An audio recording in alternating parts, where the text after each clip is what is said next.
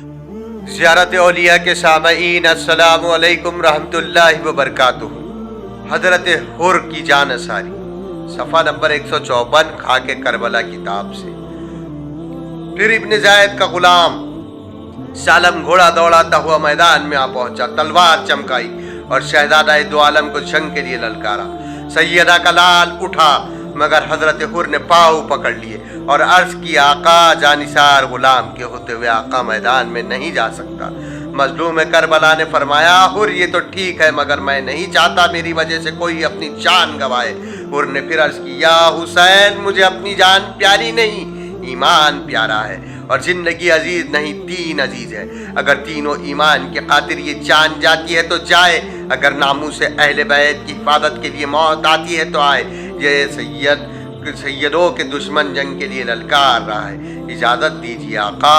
امام علی مقام نے اجازت دے دی اور فرمایا، حر جاؤ، خدا تمہاری یہ قربانی قبول فرمائے۔ پہلے تو تمہارا نام حر ہے، جاؤ، اب تمہیں دوزخ کی آگ سے آزاد کر دیا۔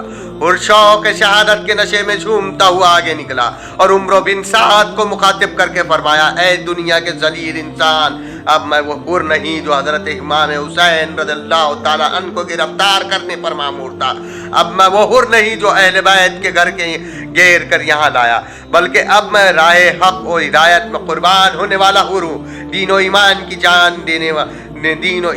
کے لیے جان دینے والا ہوں، اور امام برحق کے قدموں میں نثار ہونے والا حر ہوں، اور جہنم کی آگ سے آزاد ہو جانے والا حر ہوں۔ اور اے فطرت کوفیو، تم نے نواسہ رسول کو اپنا مذہبی پیشوا بنانے کے لیے بلایا، اپنے دین کا امام تسلیم کرنے کے لیے بلایا، اپنی طریقت کا پیر بنانے کے لیے بلایا، اور جب وہ تمہارے وعدوں پر اعتبار کر کے اور تمہاری قسموں پر یقین کر کے آ گیا ہے تو اب تم اس کو مجبور کرتے ہو کہ وہ ایک فاسق و فاجر کو اپنا مذہبی پیشوا تسلیم کر لے۔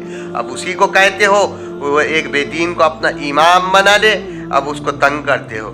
وہ ایک عیاش و بدقامش کو اپنی طریقت کا پیر مان لے، حالانکہ مذہب ان کے گھران کا ہے، دین ان کے گھر کا ہے، طریقت ان کے گھر کی ہے، نہیں بلکہ نبوت ان کے گھر کی ہے، رسالت ان کے گھر کی ہے، شجاعت ان کے گھر کی ہے، امامت ان کے گھر کی ہے، نیابت ان کے گھر کی ہے، سیادت ان کے گھر کی ہے، سخاوت ان کے گھر کی ہے، شہادت ان کے گھر کی ہے۔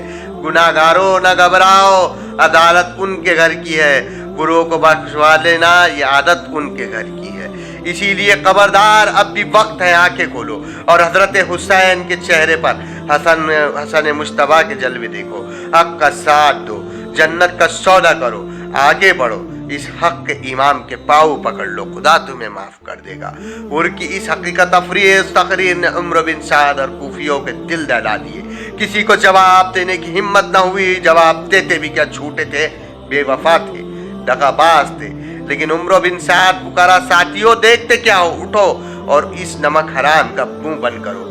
چنانچہ سالم آگے بڑھا اور ایک تیر سرسراتا ہوا حر کے کانوں کے قریب سے گزر گیا، جوش میں آ گیا اور للکارا کہ او ابن زید کے غلام، میرا اور تیرا کوئی مقابلہ نہیں، تو ابن زید کا غلام ہے اور میری ماں نے میرا نام حر آزاد رکھا ہے، اور میں پہلے بھی دنیا کے غم و فکر سے آزاد تھا، اب تو فاطمہ کے لال نے مجھے جہنم کے آگ سے آزادی کا حکم دے دیا ہے، تو اب ابن زید کا غلام ہے، عمرو بن سعد کا غلام ہے اور یزید کا غلام ہے۔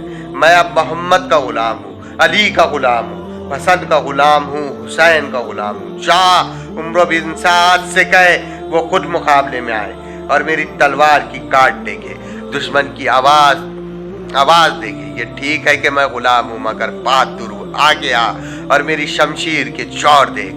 حر نے جوش میں آ کر گھوڑے کو آگے بڑھایا، ہوا کی طرح سالم کے سر پر پہنچا، تلوار بجلی کی طرح چمکی، سالم کی لاش زمین پر تڑپنے لگی۔ عمرو بن سعد اس ناکامی کو دیکھ کر پکار اٹھا، اے یزید اور ابن زید کے نمکوارو، تم میں کون سا بہادر ہے جو حر کو قتل کرے اور یزید کے دربار سے سونے چاندی کے خزانے حاصل کرے؟ اس لالچ نے حسین بن نمیر کو اندھا کر دیا اور وہ بڑے تکبر و غرور سے تلوار لہراتا ہوا مقابلے میں آیا، لیکن ابھی وہ سنبھلنے بھی نہ پایا تھا کہ حر نے اس کے بھی 2 ٹکڑے کر دیے۔ پھر شوق شہادت میں خود ہی یزیدی لشکر میں گھس گیا کہ کس طرح عمرو بن سعد کو قتل کر کے اس فتنے کو ہی ختم کر دوں۔ یزیدی لشکر میں ہلچل مچ گئی और हुर के एक एक हमले से कई कई यजीदी गिरते। फिर दुश्मनों ने यकबारी मिलकर हमला कर दिया, तीरों की बारिश कर दी, तलवारों की बौछार से हुर के जख्मों पर जख्म पे जख्म खाता रहा, मगर लड़ता जा रहा था। आखिर बेहोश होकर गिर पड़ा। उम्र बिन साद पुकारा, हुसैन अपने नए गुलाम की लाश ले जा। हजरत हुसैन हुर के पास गए और फरमाया, मरहबा मरहबा। हुर ने आंखें खोली और फिर आखिरी बार अपने आका को देखा और कदमों में जान दे दी। इन्ना लिल्लाहि व इन्ना इलैहि राजिऊन। ऐ मस्जिद के नमाजियों, गौर करो और मस्जिद में अपने इमाम के पीछे नमाज पढ़ने वालों सोचो, किसी इमाम का मुक्तदी बनकर फिर इसका हक अदा करने का तरीका हजरत हुर से सीखो, जिसने हजरत इमाम हुसैन के पीछे एक नमाज पढ़ी और फिर अपनी इमाम के कदमों में जान देकर मुक्तदी होने का हक अदा किया। आप है कि किसी इमाम के पीछे 10 साल भी नमाज पढ़े, उसके बाद भी इज्जत व आबरू करते नहीं। तो ये था हजरत हुर का शहादत का वाक़या काके करबल किताब से। अल्लाह से दुआ है कि हमसे बयान करने में जो भी गलती गुस्ताखी खता हुई वो माफ़ फरमाए, और आप लोगों से इल्तिजा है कि हमारी वीडियो के लिंक को ज़्यादा से ज़्यादा शेयर करें।